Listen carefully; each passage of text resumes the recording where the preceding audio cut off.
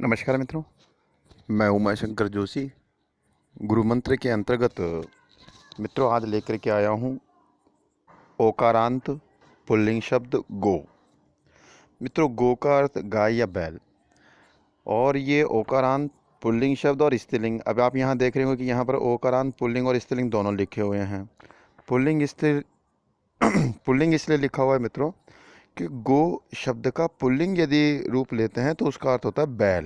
क्या अर्थ होता है मित्रों? बैल। और यदि स्त्रीलिंग अर्थ लेते हैं तो उसका अर्थ होता है गाय, वीणा, पृथ्वी आदि।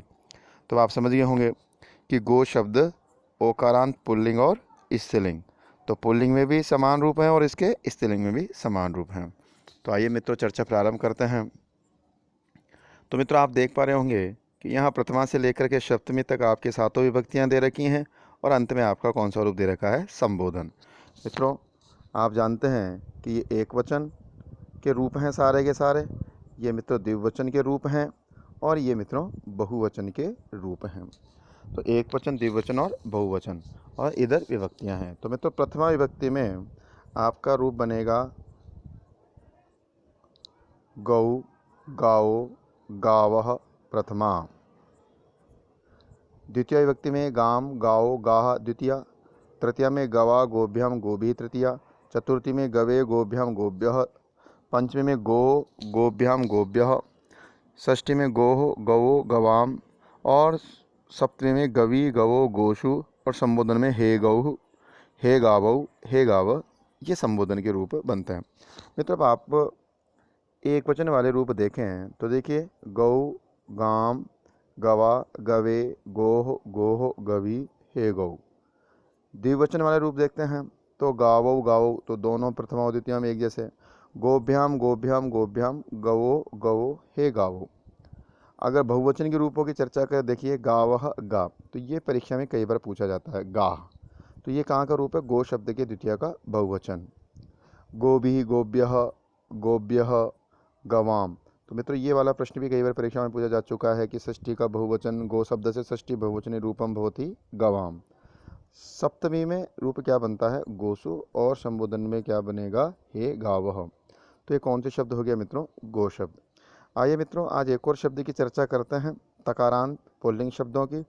और तकारांत पुल्लिंग शब्दों में सबसे पहले हम कौन सा शब्द देखेंगे मित्रों? भूभृत शब्द। और भूभृत से तात्पर्य है राजा या पर्वत। मित्रों इधर आपके सातों विभक्तियां दे रखी है, अंत में कौन सा दे रखा है? संबोधन। तो आइए चर्चा करते हैं एक वचन, द्विवचन और बहुवचन रूपों की विभक्तियों के अंतर्गत। तो मित्रों भूभृत, भूभृतौ, भूभृतः प्रथमा। भूभृतम, भूभृतौ, भूभृतः द्वितीया। भूभृता, भूभृद्भ्याम, भूभृद्भिः तृतीया। भूभृते, भूभृद्भ्याम, भूभृद्भ्यः चतुर्थी।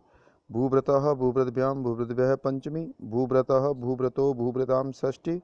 भूभृति, भूभृतो, भूभृत्सु सप्तमी। हे भूभृत, हे भूभृतो और हे भूभृतः संबोधनम। तो ये सारे रूप पर चलते हैं इस तरीके से। मित्र इसमें समझने की क्या बात है कि परीक्षा में कौन कौन से प्रश्न हमारी दृष्टि से महत्वपूर्ण हैं। तो मित्रों देखिए एक बात तो आपको ध्यान रखनी है कि जो जितने भी तकारांत शब्द हैं उस तकारांत में आप लोगों को ध्यान रखना है कि द्वितीय का बहुवचन वाला प्रश्न पूछा जाता है। तो द्वितीय का बहुवचन क्या बनता है मित्रों? भूभृतः। दूसरी बात आपको ध्यान रखनी है कि यहाँ तृतीया से लेकर के सप्तमी तक के रूप पूछे जाते हैं। तो आपको क्या करना है, जो हलंत शब्द है भूभृत है, यहाँ तृतीया में आपको क्या जोड़ देना है? आ। चतुर्थी में जोड़ना है ए। पंचमी में जोड़ना है अह। षष्ठी में भी जोड़ना है अह। और सप्तमी में जोड़ना है आपको ई। तो आप ये रूप जोड़ करके रूप बना सकते हैं तृतीया से लेकर के सप्तमी तक। जैसे भूभृता, भूभृत में ए जोड़ेंगे तो भूभृते। पंचमी और षष्ठी का दोनों एक वचन बनता ही है भूभृतः। और सप्तमी में ई जोड़ देंगे, क्या बन जाएगा? भूभृति। तो इस तरीके से आप जितने भी हलंत शब्द हैं वहाँ तृतीया से लेकर के सप्तमी तक के रूप बना सकते हैं। मित्रों एक बात और आपको यहाँ ध्यान देने की है कि यहाँ तीन रूप आप लोगों को एक जैसे दिखाई दे रहे होंगे। अब तो आपको चार दिख रहे होंगे यहाँ पर। एक तो ये भूभृतः पंचमी और षष्ठी का एक वचन, और प्रथमा और द्वितीया का जो बहुवचन है ये भी आपको भूभृतः।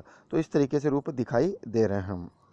मित्रों अब द्विवचन के रूपों की चर्चा कर लेते हैं। तो द्विवचन में देखिए भूभृतौ, भूभृतौ, ये प्रथमा और द्वितीया में एक जैसे हैं। भूभृद्भ्याम, भूभृद्भ्याम। तो यहाँ जस्तो संधि, यानी ये जो भूभृत शब्द है तय के स्थान पर दय हो गया और रूप ऐसे कैसे बन गए मित्रों। षष्ठी और सप्तमी के द्विवचन में आप लोगों ने ओ जोड़ा, भूभृतोः भूभृतोः। तो आप ये ध्यान रखें कि हलंत शब्दों में आप षष्ठी और सप्तमी के द्विवचन में ओह जोड़ करके रूप बना सकते हैं। अब भूभृत है तो क्या बन गया मित्रों, भूभृतोः। और संबोधन में हे भूभृतोः। मित्रों बहुवचन की बात करें तो आप देखें कि बहुवचन में भूभृतः, भूभृतः, भूभृद्भि, भूभृद्भ्य, भूभृताम, भूभृत्सु, हे भूभृत। तो यहाँ पंचमी और चतुर्थी दो विभक्तियाँ, पंचमी और चतुर्थी, इनके बहुवचन एक जैसे हैं। और मित्रों आप लोगों को यहाँ भी ध्यान रखना है कि षष्ठी के बहुवचन में यहाँ भूभृत शब्द में केवल कौन सा प्रत्यय जोड़ दिया, आम। कौन सा प्रत्यय जोड़ दिया मित्रों, आम। और शब्द क्या बन गया आपका, भूभृताम। तो केवल आपका जो हलंत शब्द उसमें आम प्रत्यय जोड़ करके आप रूप बना सकते हैं हम षष्ठी के बहुवचन में भूभृताम। तो अब आपके समझ में आ गया होगा भूभृत शब्द। तो मित्रों आज के इतनी ही चर्चा। जयतु संस्कृतम, जयतु भारतम।